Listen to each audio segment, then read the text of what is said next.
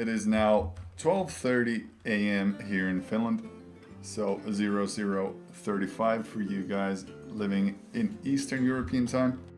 This will be the last match of the day. Russia versus France facing off. Well, the French player will be bringing his druid, which is a traditional, more taunt heavy druid, mid-range paladin, and oil rogue, versus Pavel's combo druid, very control oriented priest, and control warrior. When we look at these matchups, I predict that Pavel's more control heavy choices of classes will prevail over Demon's mid-range decks. On the other hand, Pavel's priests is pretty weak to Demon's choices. Those Shadowward Deaths are not able to find targets in most of those decks, and those Cabal Shadow Priests don't do a whole lot against Oil Rogues, for example, except for the one spawned from the Violet Teacher. So we'll have to wait and see.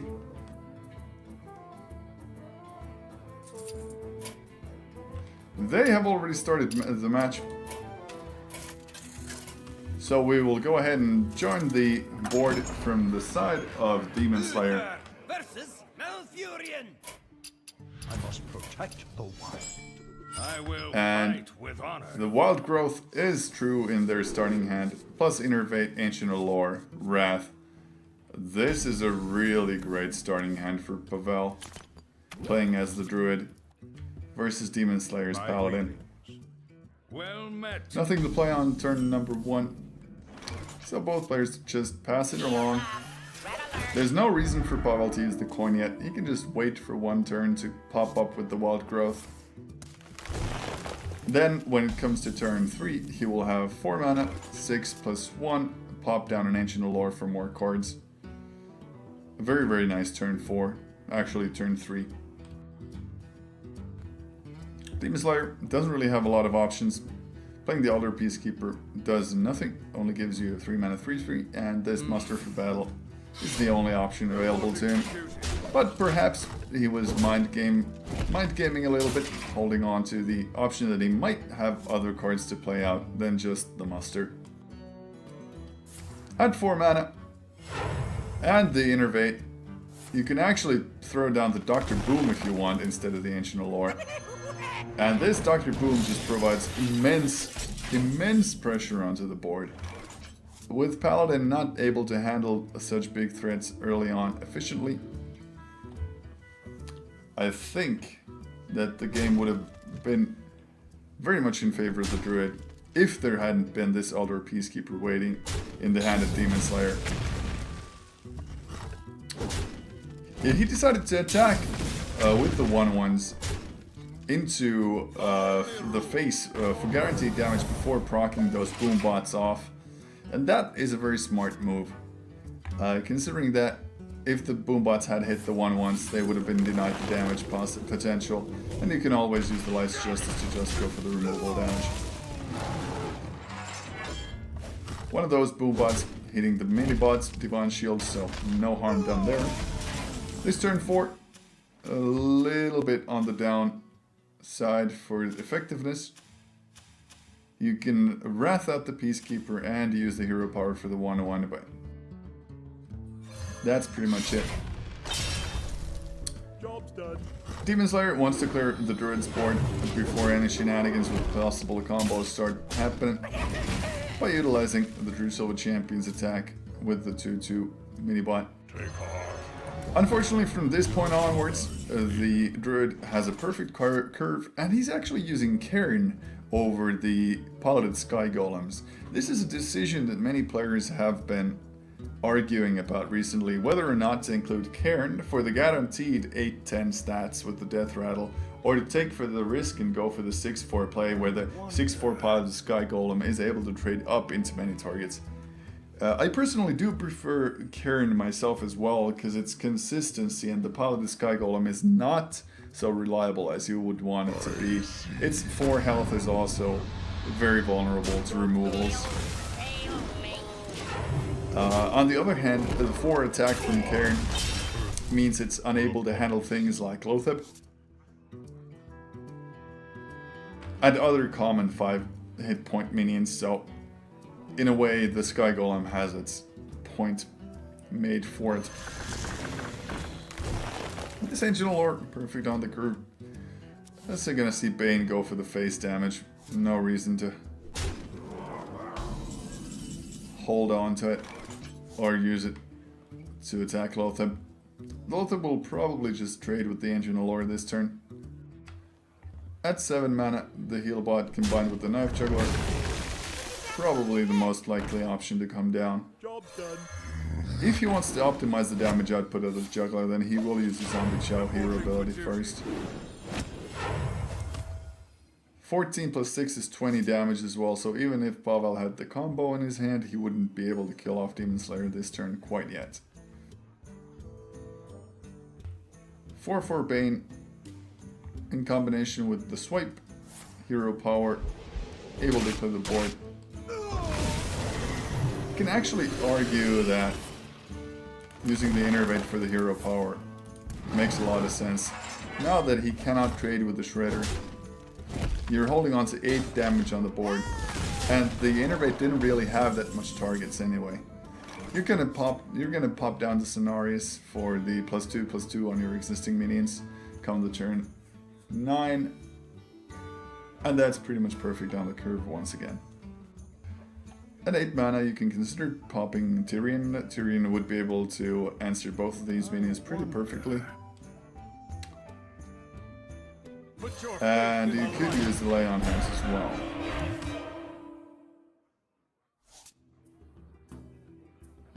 I'm gonna quickly go ahead and answer your question in the Twitch chat. We will get back to live commentary in just a short while. I must safeguard the land. I see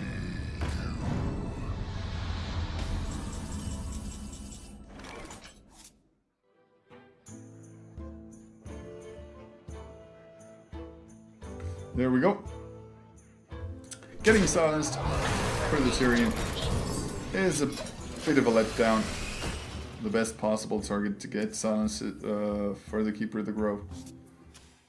And then utilizing Tyrion to take out the Lotheb pretty much makes sure that you should stay alive for the next turn. There is 10 damage on the board, 7 damage from a Druid is possible with just a Force of Nature Hero Power.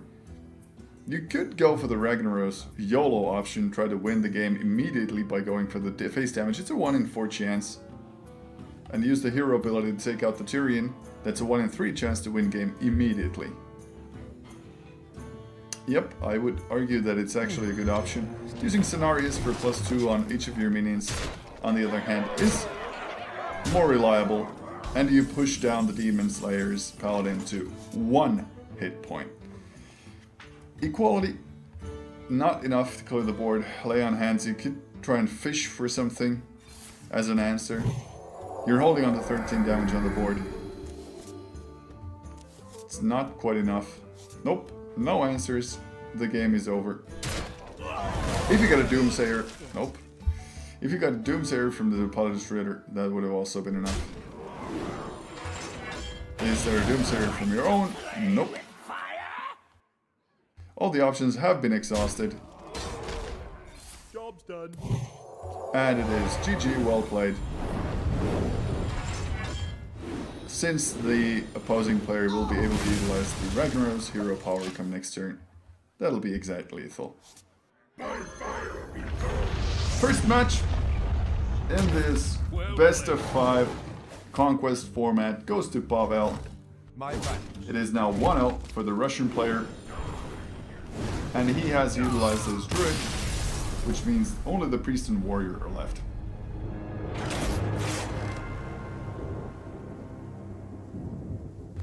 Defeated. Now considering there is 2 heavy control-y decks left.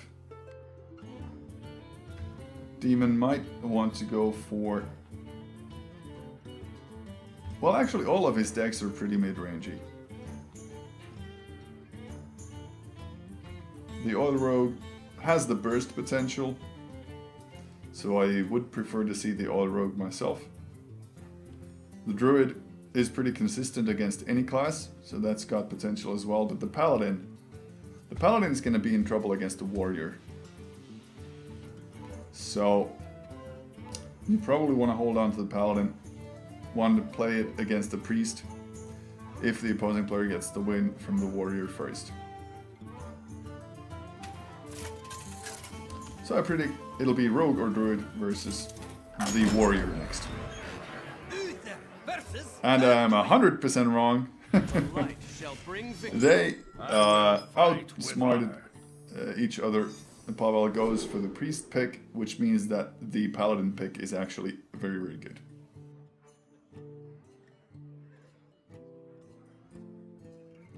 This should be a game for Demon Slayer's Paladin. We'll have to wait and see for the end results.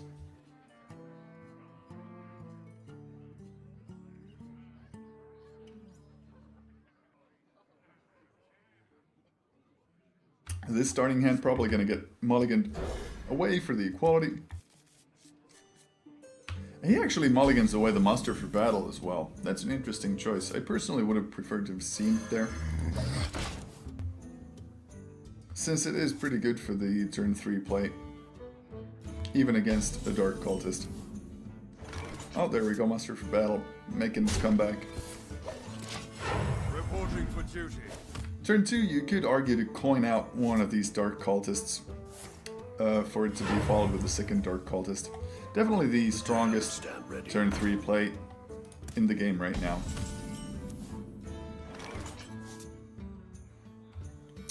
The Elder Peacekeeper makes sure that the first Cultist is unable to clear out the Zombie Chow. Turn 4, you can True Silver Champion away the second Dark Cultist, but that is pretty much it. You can gamble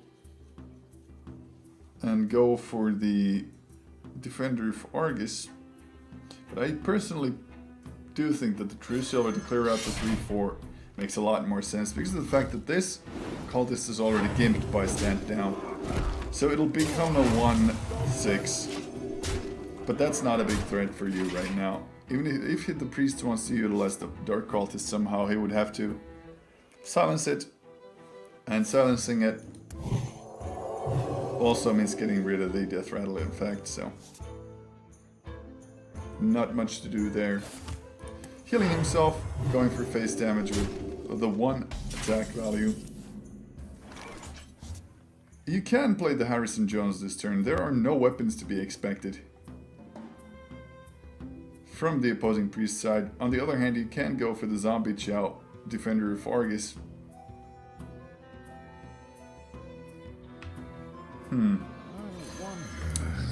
I personally prefer the Harrison Jones more than this Argus play, just because of the fact that now you're vulnerable to things like the 4 damage circle of healing a lot more.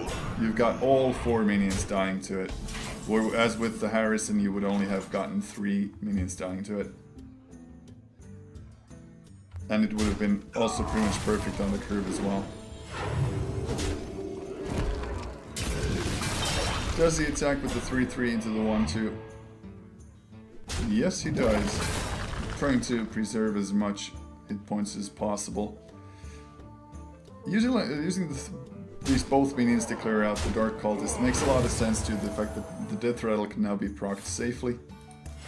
Reporting for duty. Just a reinforcement with the Pilot Shredder. Perfect for the mana cost compared to Harrison Jones. And you don't want to be using a Sylvanas on a board that's got no targets for her mind control to proc on. This Circle of Healing is a significant threat as an AoE. Unfortunately, the Okanai Soul Priest is not in Pavel's hand right now, so he's opting to go for the 5 damage Holy Fire first to get that 10 heal in from the existing minions. Probably gonna see Harrison Jones with a hero power. Reporting for duty.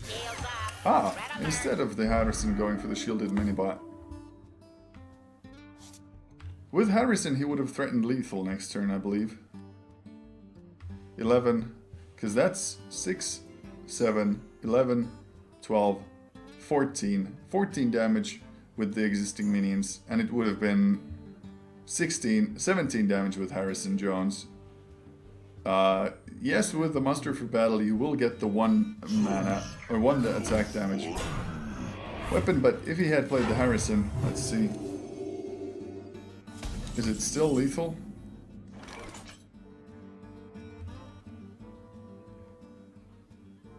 Nope, not quite. You now have to utilize 2 minions, which is probably going to be Aldor plus shielded minibot, to take care of the Sludge Belcher, attack the 1-2 with Zombie Chow, and use the rest to go for face damage. It does look very good for Demon Slayer right now, don't get me wrong, but the longer the game takes, the higher the chances are for Pavel to get what he requires, which is the Alchemy Soul Priest in this current situation. Reporting for duty. Once again, he could have threatened lethal a lot more if he had played the Harrison. None of these make a significant difference. The Cabal Shadow Priest can steal the 2-2 shielded minibot. That's still 10 damage on the board. Well, yeah. Once again, Pavel can heal himself out of lethal range. If he goes for the Shadow Priest hero ability, he'll be left at 13 hit points and give himself a 2-2 and a 4-5 onto the board.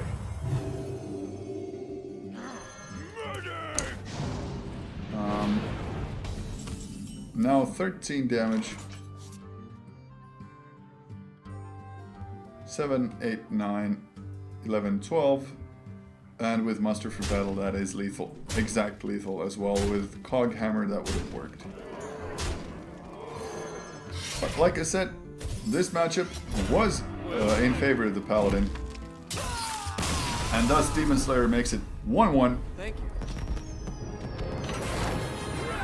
for this final matchup of the Hearthstone.fi Monday Night Community Tournament number 20.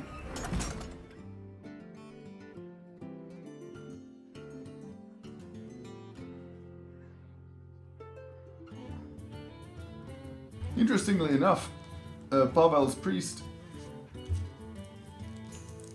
is probably going to be a worse option to pick for both of the oncoming matches. So he might still go for the Priest pick first because he's forced to play with all 3 decks anyway.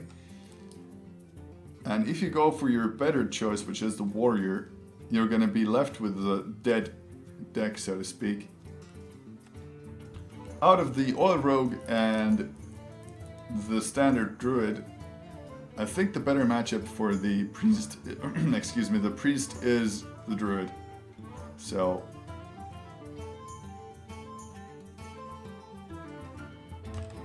actually they're both fairly difficult as well. When you think about it, the Oil Rogue has the burst potential to really screw you over fast. Yep, there we go. Pavel wants to go for the more safe route of taking the Warrior. Warrior is very strong against both remaining decks from Demon Slayer.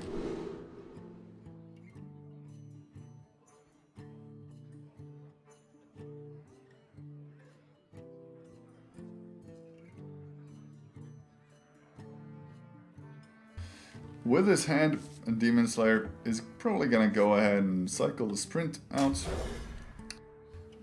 Actually, he cycles everything, considering that Thalnos can be a very useful utility card even early on. The only reason he probably cycled is the fact that he's facing a Warrior, where the Thalnos would be pretty much a dead card. The pleasure is mine. He has the coin as a 7 agent, but in this matchup it might not matter that much. Getting a perfect Armorsmith on the curve Made to fit. fits very well for Pavel. Dagger Master in preparation of what's to come. He could have cleared out the Armor Smith if he used the Backstab coin SS7 agent. But I understand why he wanted to go for the knife dagger option. And holding on to these cards so they can be utilized later with the Violet Teacher makes a lot of sense as well.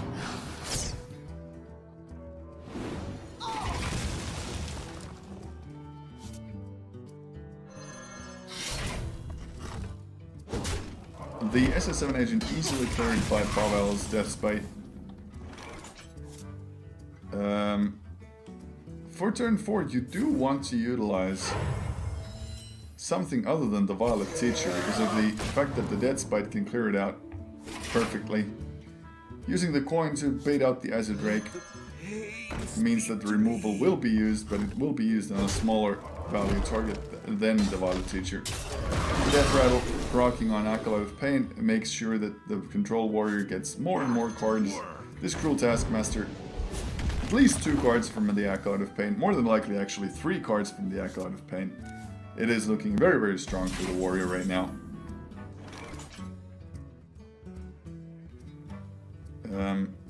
Using the Fan of Knives for 1 damage across the board with Violet Teacher prep gives you Violet Teacher, 2 1/1s, a clear for the Acolyte and a clear for the Taskmaster in combination with the knife attack.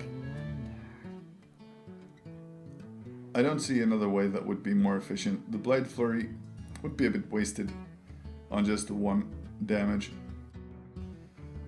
I want to see Violet Teacher prep, Fan of Knives, attack, then redo the daggers, depending on what you get from the Fan of Knives. Attention, class. There we go. Maybe even utilizing the prepped Fan of Knives before doing the attack to the 2-1, just so you know what you're drawing into. As a Drake would have made no difference in this case, so I understand why that choice was made. A second Death Spite is very, very strong for this board state. Exactly what you need as a warrior. That's almost, I feel almost bad for Demon Slayer right now, because despite one of his best possible turns of trying to make it work and setting up the board in such a situation where you have the advantage, the warrior just top decks what he needs. Even if you destroy the Death Spite somehow, it still procs the Death Rattle and all the minions that you have on your board are just gone in an instant. Probably gonna play the Azure Drake this turn, use the 1 charge dagger to go for face damage. You want to redo the dagger before applying Deadly Poison anyway. Downside with that, the Death Spite will kill off the Drake, will kill off everything. Oh, it's tough to watch, but sometimes you have to make the hard decisions. Holding onto a 1 charge dagger doesn't really mean much, and if you're able to push down the warrior to such a point where each and every point of damage matters, I think that attack is the right call to make. He's gonna be pushed down to 16, and 16 damage from an Oil Rogue isn't that bad. You can't imagine it happening. The Dr. Boom on the board giving a humongous amount of presence. Prepping the sprint, yep, to draw more cards. He will have a pretty full hand, and only 3 mana to work with, so I have to wait and see what happens. There, the damage potential just grew fairly exponentially. Zapping the Dr. Boom is not optimal, but you want to take off the damage or the pressure from the board as much as you can. Turn 8, maybe just a Ragnaros. If you use the Ragnaros, then Alex won't be as much value next turn. So this Shield Maiden hero ability also is a good option, given that you will push yourself up over 22 hit points, and the odds of Old Rogue doing more than 20 hit points in 1 turn are fairly low.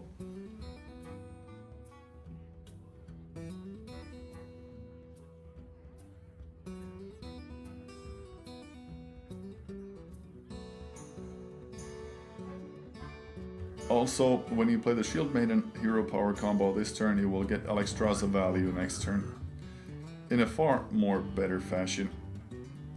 Pushing them from 25 to 15 means that Alexstrasza deals 10 damage immediately. And you're the control warrior, you are in no hurry to end the game early on. Instead, he wants to make sure that there are plenty of boom bots on the board. This is at least 4 damage on the board right now. At least. Potentially this is 16 damage lined up on the board. Can you imagine that? That's a humongous amount of damage to deal out. Second sap is there, you can use it for the Dr. Boom, but doesn't look too good. I wonder. You can utilize the anti-heal bot if you decide to go something like Hero Power, Sap, Blade Flurry. You can utilize the anti-heal bot later on the next turn. Getting it out this turn would require you to use only 3 mana, and that's not possible if you want to use Blade Flurry. Seeing all those boom bots on the board must be unnerving. The option is pretty limiting. If you play if you play down the Blood Mage Thanos, it also means it will more than likely die from one of the boom bot damages, but it might soak up more than 1 damage. Love that. Forcing down the opportunity to use any spells from the warrior. But it is a low impact in the current state. As Pavel obviously sees that this dagger has been used to prime plays for the upcoming turn, it's a very wise decision to play Harrison, although you are pushing your hand up to the absolute maximum amount of cards. Pretty unlucky boombot damages, 2 and 2 to Lotheb.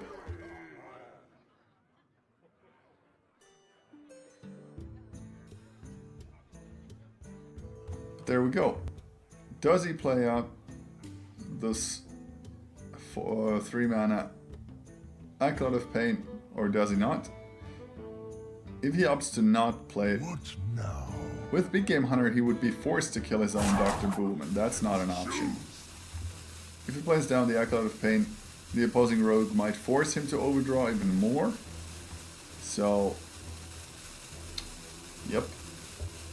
The Acolyte of Pain does provide more damage on the board though, so I would go for it. If the rogue pushes all of its attention to just giving you more cards to overdraw, you're in a good position for the next turn. Instead he opts to go for the hero power. This will burn 1 card, but it won't risk anything, and it gives you a buffer just in case the old rogue will be able to burst enough. With the South Sea deckhand that would be 2, 6,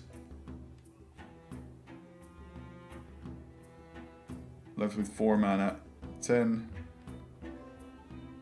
plus 2, 11 damage, not quite enough. Instead of Thalnos, if you go Deadly Poison,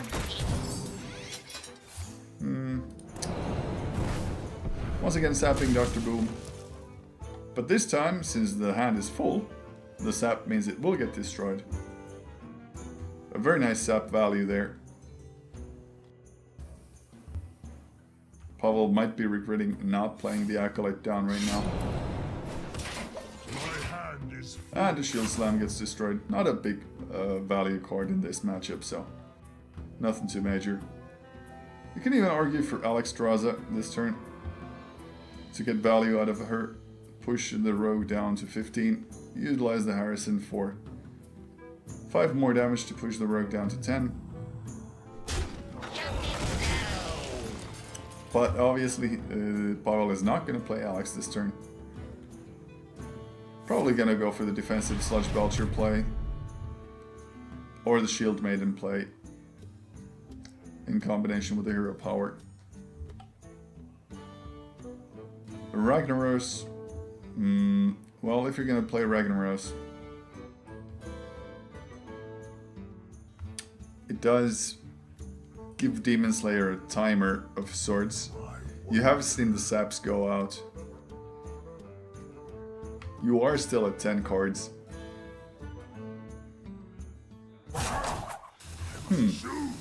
Interesting enough. A lot of good value cards to be played down. This Belcher, make sure that you don't die. So I respect playing the Belcher over the more aggressive options as well. Probably better for the curve though would have been the Shield Maiden in combination with something else. Or the Alexstrasza.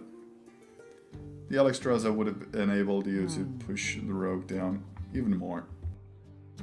But you would have risked the fact that the opposing player might have had the 18 damage required to end the game right then and there. Especially now that they have the Wicked Knife set up and ready to go. With the taunt, this South Sea deckhand is unable to go through and push his damage. The only other minion being Blood Mage Thanos doesn't really give you much hope. 11 damage on the board means that you can utilize your weapons to attack and clear the Belcher's first form. Probably utilize the Blade Flurry for more damage and clear out this 1-2 from there as well. Whatever the choice D3monSlayer will make, it's starting to get quite low on time right now. Using the Blade Flurry without popping the Sludge Belcher. That is an interesting choice. And the Thalnos does what it's intended to do, soaks up 1 damage from the boom butt. As you can see, certain effects, when they happen, in this case Blade Flurry, causes the play area to shift a little, makes the cards a little harder to read, and shows you that not all the graphics have been finalized, considering the screen should be cutting there.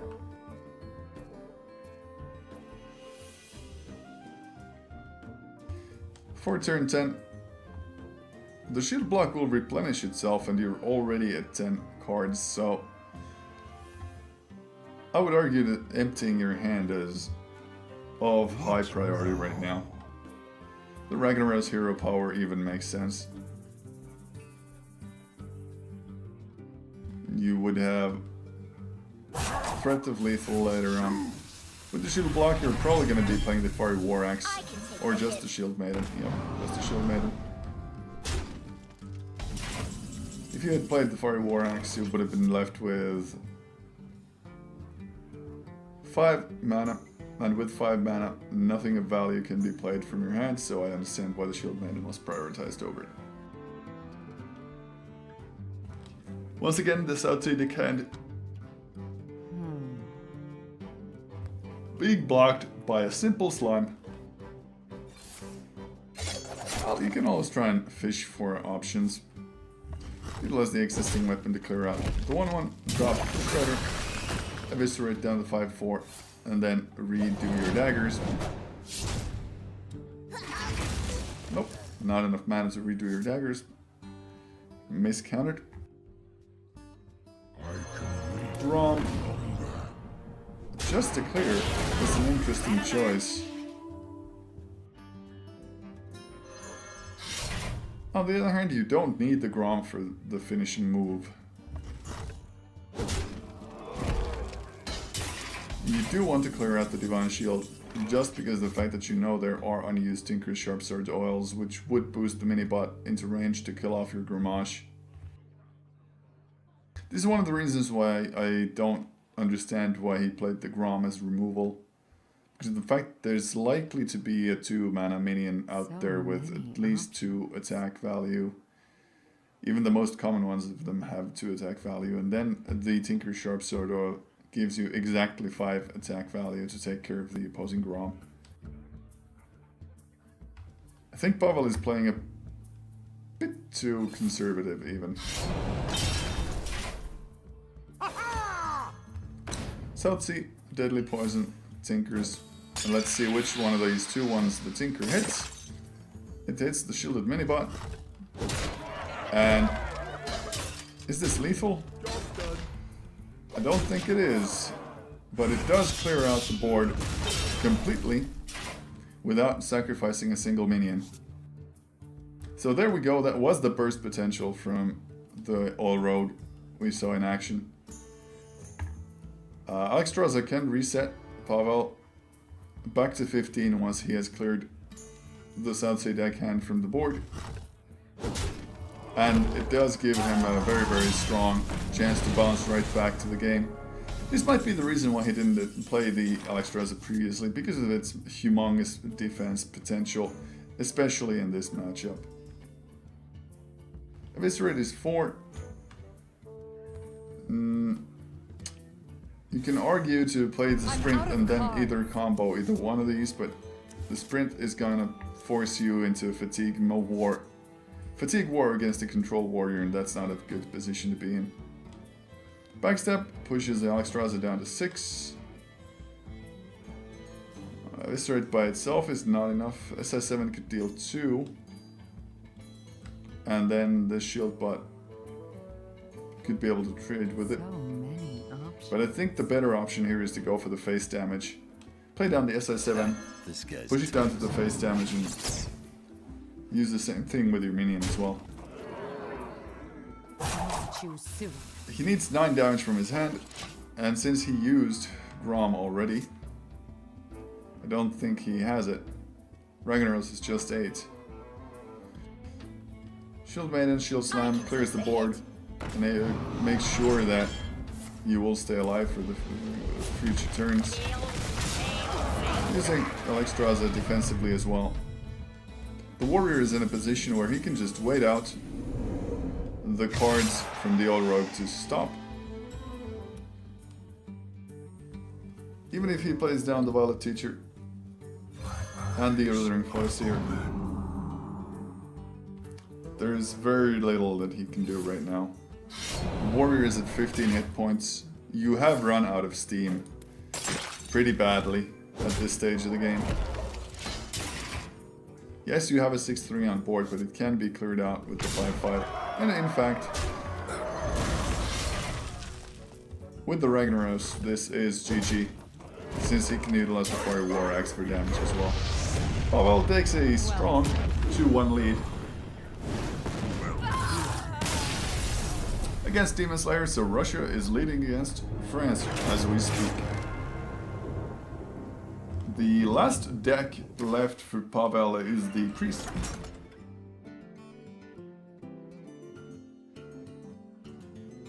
Which we saw in action in the previous matchup prove itself against slow control decks. But he will have to win the Druid and the Rogue with it, so...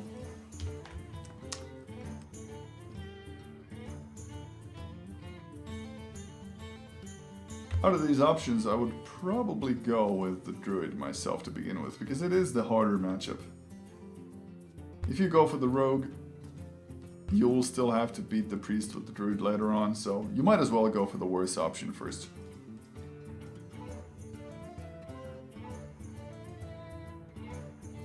Wait, pondering new quests? Oh, that was just a mistake from the UI. That's great. Valir versus Anduin. The light shall bring victory. Watch your There we go. back. It is the Rogue picked first from D3monSlayer. That means that the better matchup is the first one to come up. Thank you to all the followers that have been following me during this broadcast. Of course, I will pay more attention to the players playing in this Hearthstone.fi Monday Night Community Tournament number 20 final. But I do appreciate each and every one of you for signing up to follow me. Job's done. Now, changing out the first card in his hand and getting a sprint instead. This is not what you want to see in this pleasure is matchup, mine. especially since you're not holding a preparation yet. Turn 2, just dagger up. Not much else to do. And there's no point in going for the face damage either. Since turn number 2 from the priest is quite likely going to be just a hero power. On the other hand, you're not holding on to anything especially aggressive right now, so you might as well go for it. Your options in this deck, or in this game, are pretty much be as aggressive as you can, because the longer this game drags out, the more options the priest has at their disposal to turn the game around. If Pavel had used the coin for the second powered shield, then this combo play from D3monSlayer would not have been possible. He might be really regretting not playing it right now, but we'll have to wait and see how this turns out. Even if the Acolyte would have stayed alive, or sorry, the Narshar Cleric would have stayed alive, it would have been a tough uphill battle for it. Using the powered shield on his injured Blade Master means that if D3monSlayer wants to get rid of it, he will have to run both of his minions into it by default. This top deck backstab means that the SI7 agent will be able to handle it. As a Drake backstab, a lot of sense. You get the 1/1 spawn from the Violet Teacher, you get the 4/4 from the Azure Drake, you get the card draw, you get to see what the possibilities are. You could even argue that going for the hero power Deadly Poison attack with the backstab makes a lot more sense, because then the SI7 agent stays alive on the board. But you cannot use the backstab on the injured Blade Master. I just realized, yeah, because it is, by default, he is already injured. So the backstab is dead card in that matchup. I've been talking nothing useful. Sorry about that, guys. So now you can use this backstab for the Cabal Shadow Priest if you wish. And opting to go for the card draw first from the Drake. And there's the backstab, getting you more 1/1s on the board. Then probably utilizing the weapon to clear out the 4/5. There we go. This Violet Teacher being one of the key elements in this matchup to holding the potential on the board going. Unfortunately for the Rogue though, that Violet Teacher was removed efficiently with the Auchenai Circle combo. With nothing left on the board, he's opting to go for the prep sprint, try and draw into resources to be used, and this Fan of Knives is perfect. It will be able to clear out the Soul Priest if he wants to. I think there is no reason not to play the Fan of Knives. There we go, cycling through a little bit of the deck at the same time. Helps in the longer run. For turn 8, the Violet Teacher, possibly into a Sap. Maybe even a Tinker's Short Sword, if nothing else. But with this sort of board on the opposing side, you might even want to go for the Blade Flurry play. Hero power. Tinker without a target is always bad. You would get 3, 4... 4 damage is not enough. The Soul Priest would still be left alive and the Death Rattle would proc. So the Blade Flurry play is out of the options. Just playing Fan of Knives to cycle. Not very efficient either. Playing Antique Healbot, the Dark Cultist would be able to trade into it very efficiently. Violet Teacher and try to cram as many spells as he can. Well, the amount of spells would just be 1, so it's not that great. It's looking a lot like just an inefficient facing turn. And he opts to go for the Sap play on the Soul Priest to negate the Death Rattle from the Dark Cultist. It isn't optimal, but there aren't a lot of sap targets in Pavel's priest deck anyway, so I guess D3monSlayer is on par with how the situation is developing.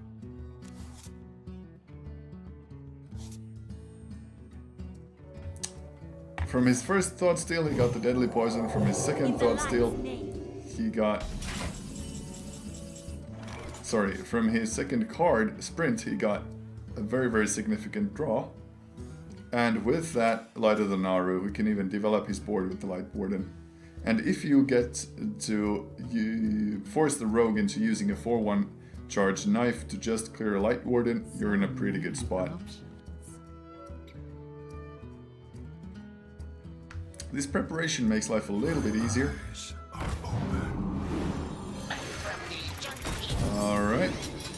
So, instead of clearing up the 5/2, he's actually buffing up the Light Warden with double heals from the Healbot and the Earthen Ring Farseer. Of course, both of these 3/3s will be able to kill off the Light Warden when it comes to the next turn. But Pavel decides he doesn't want to let D3monSlayer do the trades, and instead forces down the Sludge Belcher onto the field with the 3/4. You can argue for a Fan of Knives first into a Blade Flurry. With the Violet Teacher, this clears the board completely. You can kill the 1/2 with the Healbot, and you get the 1/1s out of it. No upside from the Death Rattle either. I'm ready to You can go for Prep Tinker's Sharp Sword this turn as well, but it's not optimal. Oh, due to the order of the Death Rattles, that Death Rattle actually got valued since the slime was spawned before the Death Rattle from the Dark Cultist was procced. Vol'jin getting great value there. The same sort of play we saw in the previous semi-final, where Vol'jin was combined with a Holy Nova very efficiently, and this time it kills 4 opposing minions and heals your own minion plus your own face, so in a very, very positive situation. The slime unable to trade with the Shredder, with the Apprentice, but otherwise this turn is very efficient for the Priest. The Shadow Word Death, although it is very, very expensive, it can still handle the Loatheb, and in the Oil Rogue deck there aren't that many targets that would be viable for the Shadow Word Deaths, so you get what you can when you can when it comes to these 2 deaths. The other target that might be in an Oil Rogue that would be viable for that SWD. I don't think there actually are any. Maybe an Edwin. If somebody runs a combo Edwin, they might pump him up to 6/6 or more, and then these might be useful, but that's pretty much the extent of it. D3monSlayer can go for the Dagger Mastery and cheaper spells with the Blade Flurry. Oh, because of the Apprentice making them more efficient. But the downside here being that you can't utilize both charges of the weapon as long as the 1/4 taunt is up. So instead of wasting one of those charges, Demon decides to go for the more traditional. Just use hero power and be done with it. Sludge Belcher coming down to protect his own minions from 3/1. And since Nurture Cleric healed Vol'jin, Vol'jin was able to clear out the 3/1 before it became a threat at all. This Drake by itself does very little. The SI7 agent combo can take out the 6/2 Vol'jin if needed. But instead of 2 charges, he decides he wants to go for the Blade Flurry play since this Azure Drake pushes the 4 damage from the blade up to 5, which clears out the opposing Sludge Belcher, and once again turns the tides of battle in favor of the rogue. Well, there you have it. By vanilla stats, none of those targets were able to be used with the Shadow of Death, but since the Drake was buffed, the Shadow of Death suddenly just became useful. There's a 7 combo taking out the Taunters from the way, enabling D3monSlayer to start Well played. chipping away at the face damage, but still, the game has gone long enough. D3monSlayer knows his deck well enough that they pretty much both players know that Pavel is going to take the match at 3-2, at 3-1 this week. Holy Nova,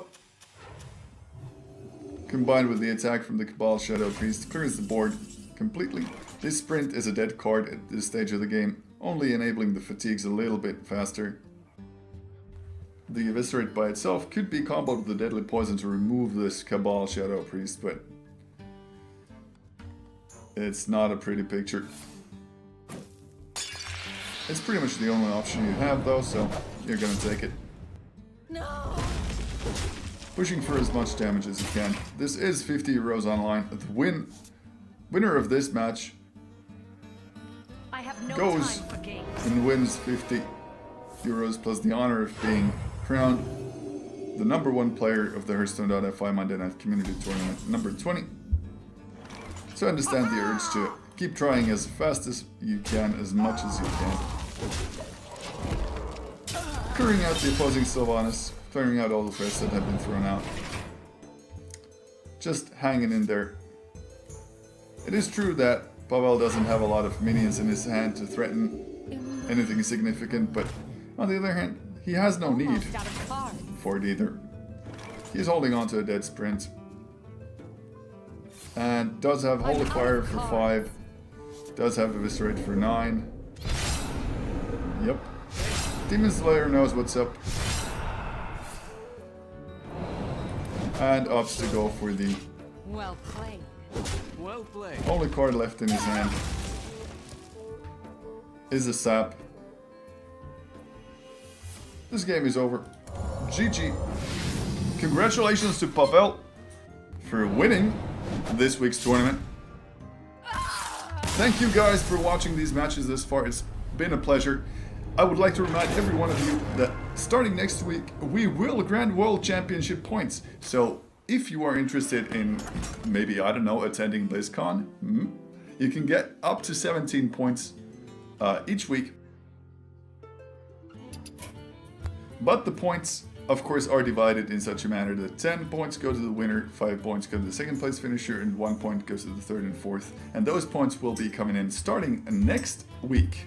So be sure to join us on those events. Be sure to tune in into these broadcasts in the future as well. And thank you for watching.